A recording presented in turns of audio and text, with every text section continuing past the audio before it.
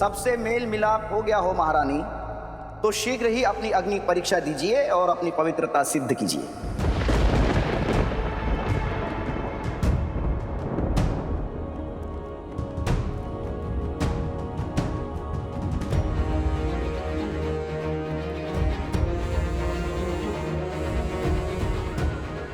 कौन सी अग्नि परीक्षा चाहते हैं आप भद्र? स्पष्ट कीजिए, क्योंकि स्त्रियों की परीक्षा तो उनके जन्म से ही आरंभ हो जाती है। उन्हें पुत्री बनकर भी परीक्षा देनी पड़ती है। कुल पुरुषों के नाम से जाना जाता है, पर उसका नाम, मान और मर्यादा की रक्षा एक स्त्री को ही करनी पड़ती है। उसकी एक भूल, एक अपराध पूरे कुल पर कलंक बन जाती है।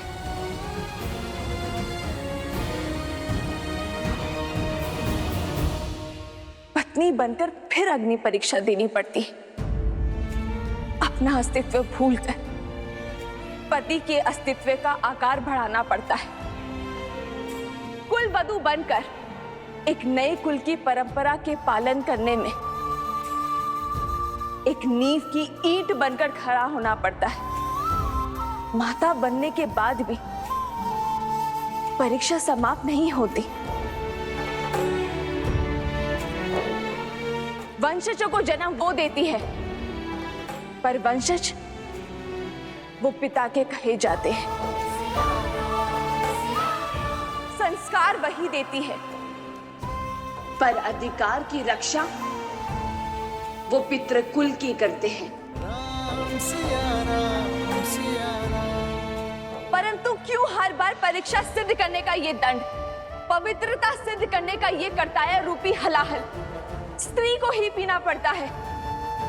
ये सब स्त्री का ही दायित्व क्यों है?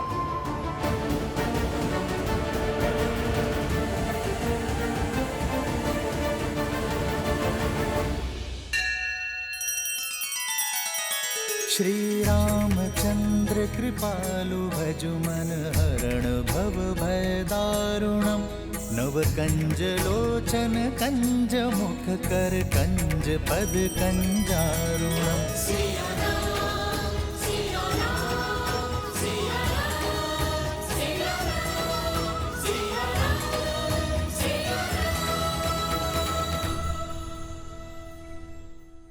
स्त्री का दमन करता पुरुष समाज है, पर वास्तविकता में इसका कारण, इसका मूल स्वयं स्त्री ही होती है। एक मां अपनी पुत्री को यही सीख देती है कि पुरुष के मन, उसकी सोच और उसके परामर्श के अनुरूप ही चलना। एक सास अपने वधू को यही उपदेश देती है कि अपने पति के अस्तित्व के विकास के लिए स्वयं का बलिदान भी दे देना। ये स्त्रियों ने ही तो निर्धारित किया है कि परीक्षा सदा स्त्री ही देगी। ये उसका दायित्व है, उसका कर्तव्य है। रघुवंश आज तक स्त्री के सम्मान के लिए खड़ा रहा है।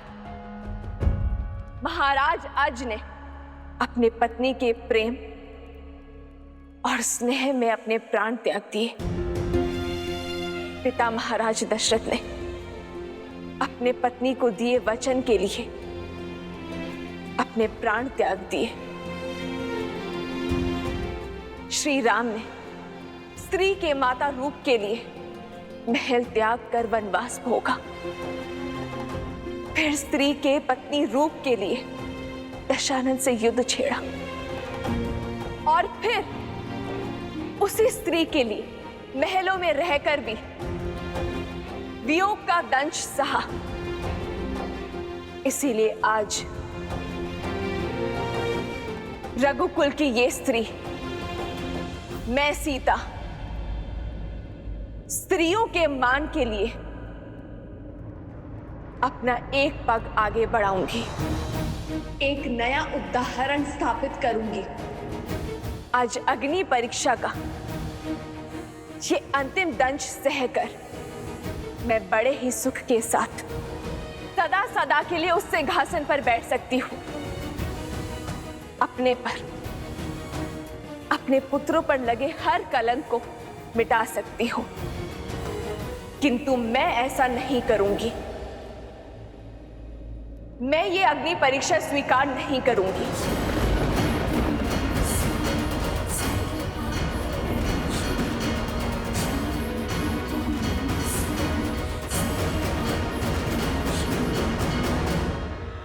क्योंकि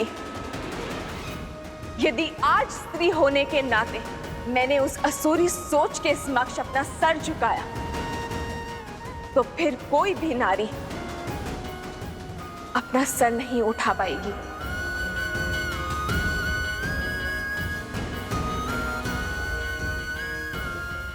आज यदि मैंने ये अग्नि परीक्षा दी, तो मैं संसार भर की स्त्रियों का पथ दुर्बल कर दूंगी। आज मैंने यदि इस परीक्षा को सहमति दी, तो मैं नारियों के लिए वो खाई खोद दूंगी जिसमें उसके मान, सम्मान, व्यक्तित्व, अस्तित्व को फेंका जाएगा।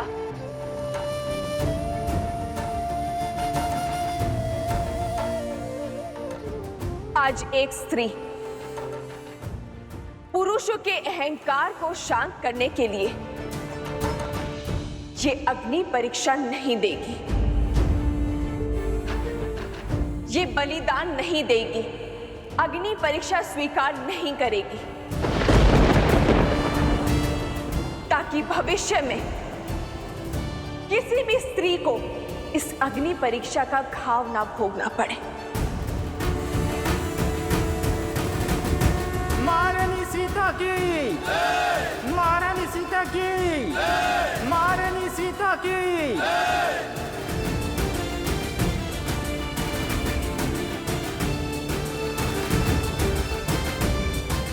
आज जो मैंने निर्णय लिया है, वो ना एक महारानी होने के नाते लिया है, ना पत्नी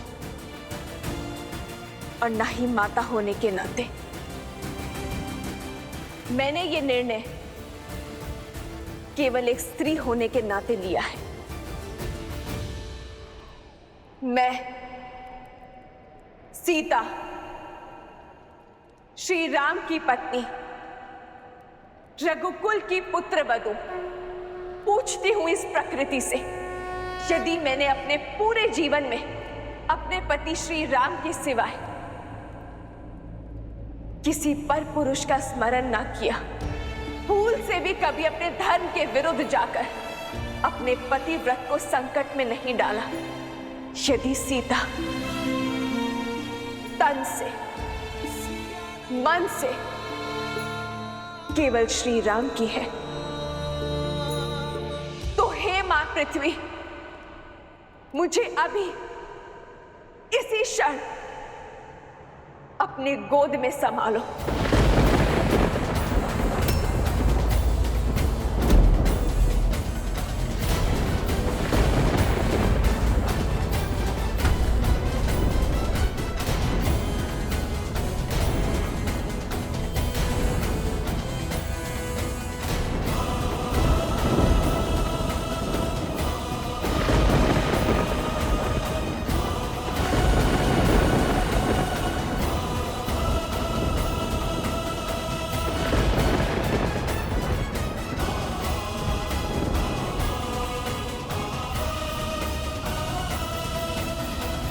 सीता, जिस स्त्री ने अपना संपूर्ण जीवन अपने पति, अपने परिवार, अपनी संतान पर न्यौछावर कर दिया, अपने को नहीं, अपने परिवार पर, अपनों पर समर्पित कर दिया, आज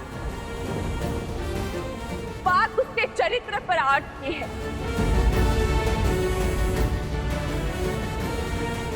समाज उसके पतिव्रत की परीक्षा चाहता है। तो नहीं रहना मुझे ऐसे समाज ऐसे संसार में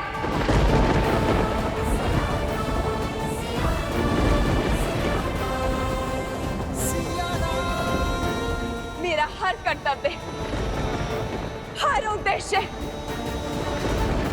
हर दायित्व यही समाप्त होता है। हे मां भगवती, देवी स्वरूपा, आपके भीतर से निकले भूमिजा आज पुनः आपके भीतर आश्रय जाती है।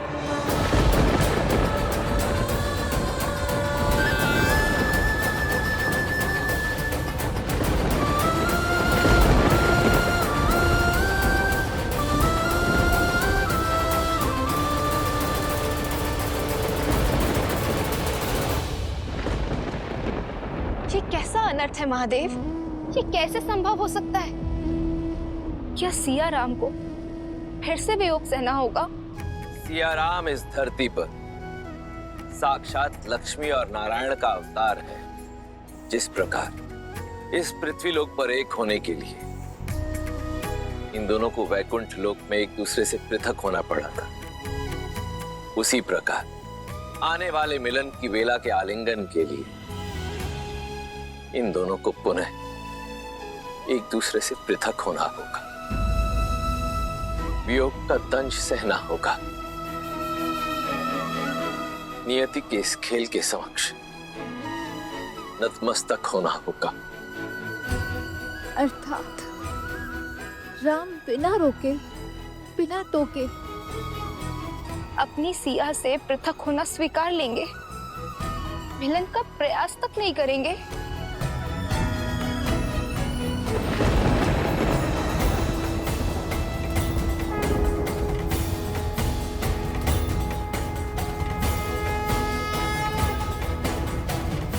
ये कैसा अनर्थ घटित हो रहा है?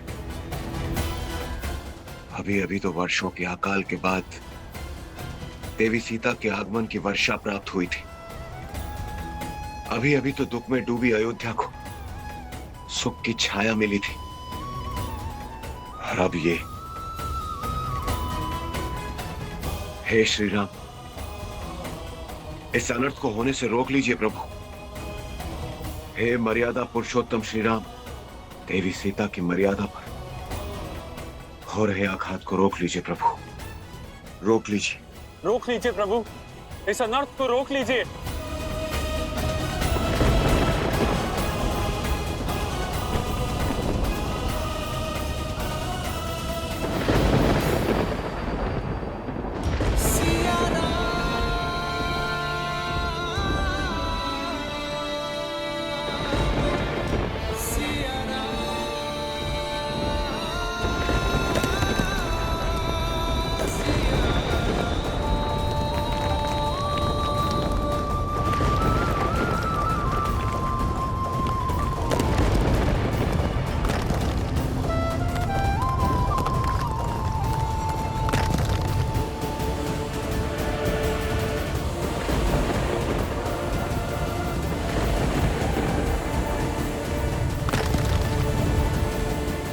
नहीं सीता,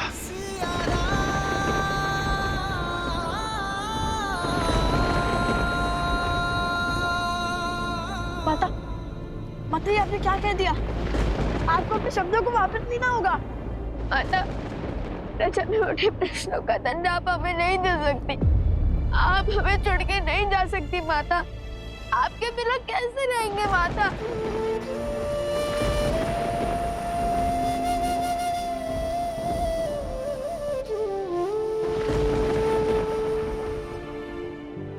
पुत्रो, मुझे तुम्हें जो शिक्षा देनी थी वो मैं दे चुकी। तुमने मेरे प्रति अपना धर्म तो निभाया, किंतु अब समय है अपने पिता और राजा राम के प्रति अपना धर्म निभाने का। अयोध्यापति के जीवन के हर संकट को हरने का। पुत्रों, सदा अपने पिता के सुख का कारण बनाओ।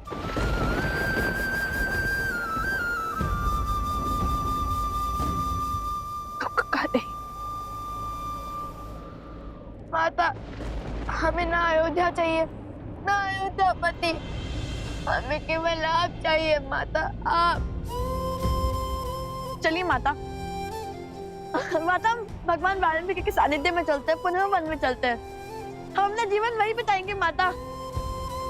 ऐसे महल से अच्छा तो हमारी वो कुटिया श्रेष्ठ है। चलिए ना माता।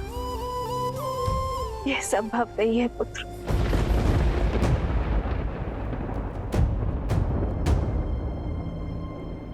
और जीवन का सार तो यही है ना, चाहे कितने भी कष्ट आ जाए, कर्तव्य का त्याग नहीं किया जाता। ना मैंने किया, ना तुम्हारे पिता ने किया, ना रघुकुल ने, और तुम भी नहीं करोगे।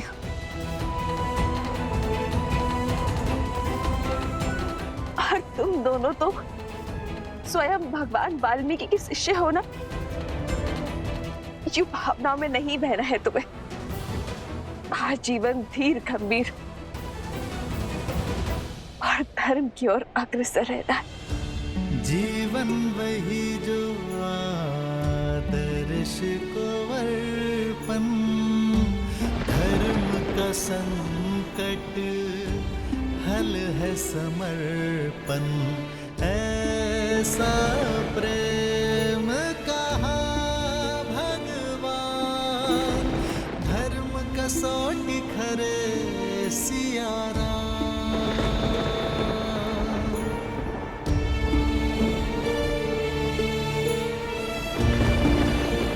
जाने से पूर्व इतना स्पष्ट करना चाहती हूं कि जैसे सूर्य की किरणों को सौगंध नहीं खानी पड़ती कि वो कहां से उपजे, वैसे ही सिया राम के प्रेम से इस धरती पर जन्मे लव कुश को किसी के साक्ष्य की आवश्यकता नहीं है कि उनके रगों में बहता लहू रघुवंशी है।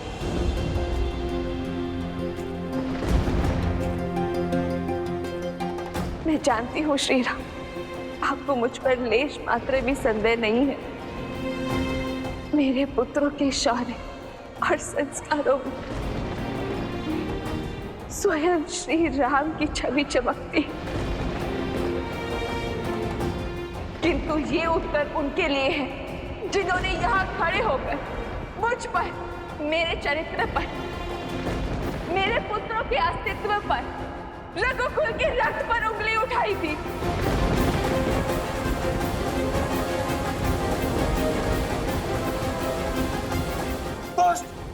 आज नहीं छोड़ूंगा तुझे। बात आने के। अरे रुको रुको, कितने मूर्ख हो तुम सब।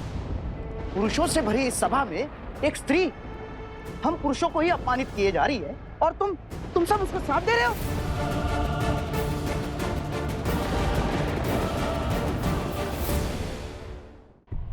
मौन हो जाओ निर्लज्ज पापी। तुम्हारे कारण आज हमारी महारानी हमें छोड़कर जाने को सज्ज हैं। तुम्हारे कारण आज अयोध्या दुख के बादलों में घिर गई और तुम अब भी हमारे हृदय में विष खोल रहे हो। विषैला सर्प यदि घातक हो जाए तो उसका सर कुचलना ही नीति है। तुम विषधरों का फन भी कुचलेगी आज ये अयोध्या। ये क्या क्या क्या बोल रहा है ये सब? कोई समझाइए इसे। अरे समझने की आवश्यकता तो तुम्हें है। हम सबकी मति तुमने ही प्रश्न की थी, किंतु अब हमारी सुध लौट आई है। माता सीता पवित्रता की जीती जागती मूर्त है। देखा नहीं तुमने, उनकी एक आह्वान से धरती भी फट गई।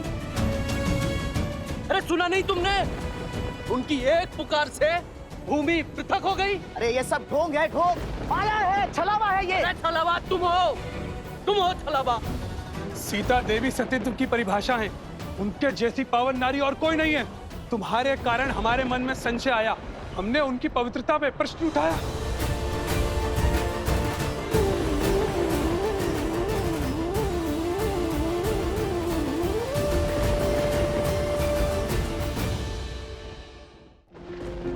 देखिए भाई, अयोध्या की प्रजा ने आसुरी सोच के उस बीज लोकपवाद के उस शीश को दंडित कर दिया है।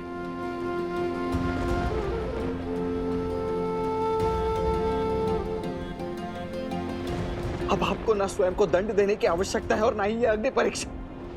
मैं आपसे विनती करता हूं, आपके समक्ष हाथ जोड़ता हूं भाई, अपना निर्णय बदल दीजिए।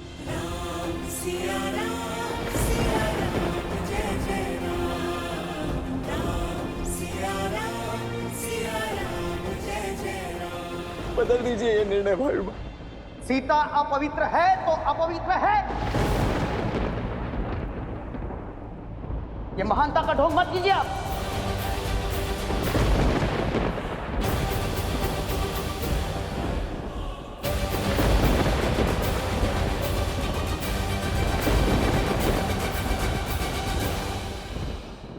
साथ जीने का समय आया तो हाथ छोड़कर जाना पड़ा।